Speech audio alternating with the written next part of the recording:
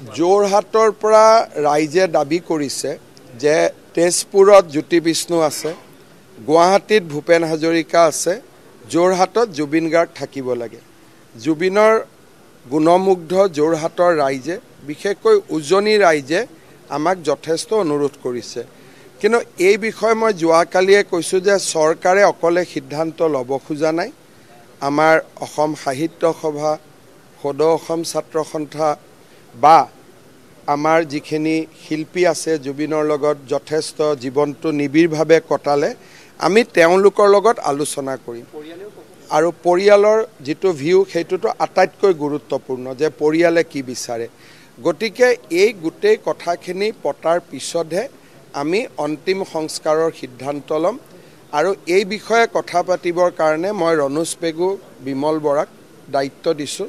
তেওঁলোকে দল সংগঠন কলা কুশলী সকলোৰে লগত কথা পাতিব আৰু আমি জুবিনৰ ক্ষেত্ৰত কোনো সিদ্ধান্ত চৰকাৰীভাৱে নকৰি ৰাইজৰ দ্বাৰা আমি কৰিব খুজিছোঁ, যাতে ৰাইজে বিচৰা মতে আমি কৰিব পাৰোঁ।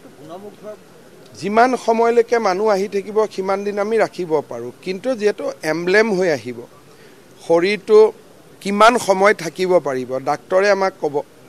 ধৰক যেতিয়া আমি সংস্কাৰলৈকে লৈ যাওঁ তেতিয়ালৈকে যদি বডিটো একেবাৰে বেয়া অৱস্থাত হয় তেতিয়াও মানুহে বেয়া পাব। সেইকাৰণে এইটো নিৰ্ভৰ কৰিব চিকিৎসকসকলৰ ওপৰত, কিমান দিন শৰীৰটোক প্ৰটেক্ট কৰিব পাৰিব।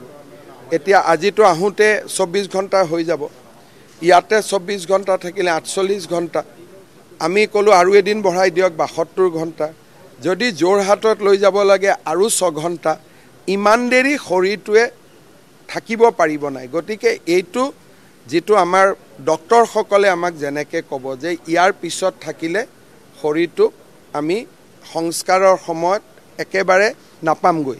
গতিকে এই বস্তুটো ডিপেণ্ড কৰিব ছিংগাপুৰে কেনেকৈ শৰীৰটোক এমব্লেম কৰি পঠিয়ায় আৰু কিমান দিন শৰীৰটোক আমি ৰাখিব পৰা পৰ্যায়ত থাকোঁ।